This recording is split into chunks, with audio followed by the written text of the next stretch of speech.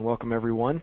The fact of the matter is that it used to be in order to commit a crime, you needed to be physically present. But what we've seen is that with the advent of the internet, crime has increasingly become virtual. And more recently, as the online channel has been increasingly protected, we see fraudsters moving to the phone and using the call center as a means to gain access to accounts, take over accounts, and facilitate fraud.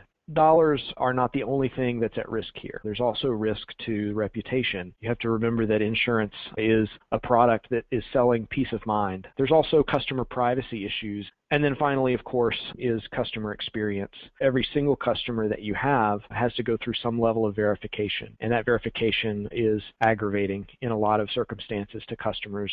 There are a number of vulnerabilities in the phone channel, and the first and foremost are the customer service representatives themselves. But the fact of the matter is that customer service representatives are trained to serve customers. It can be very hard for them to distinguish between customers and fraudsters. That's not a reliable fraud detection mechanism. The second form of protection that we typically see is knowledge-based authentication. But as we live our lives increasingly online, lots of this information leaks intentionally or unintentionally. We see knowledge-based authentication becoming increasingly ineffective as a means of stopping fraudsters. Nor is caller ID or ANI. Caller ID spoofing technologies and ANI spoofing technologies are easy and either cheap or free.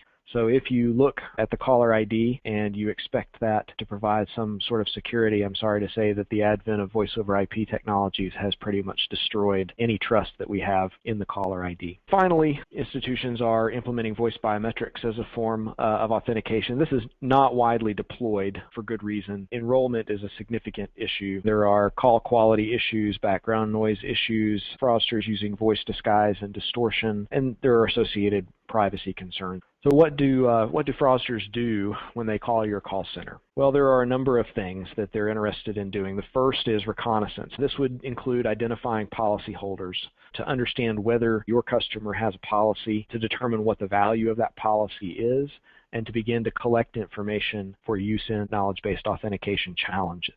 The next thing that fraudster will do is to actually take that account over. Frequently, this involves changing the contact information on the account to disassociate it from your legitimate customer. They will work to reduce fraud triggers. We see them in businesses where there is an outbound verification call. We see fraudsters actually actively try to intercept that verification. And then finally, they're going to try and turn the account that they've taken over into cash in their pocket. And so in insurance, this would look like a loan or a surrender of policy, perhaps a loan or liquidation of a retirement account, or a fraudulent claim in the case of mobile device insurance. So how would we detect this?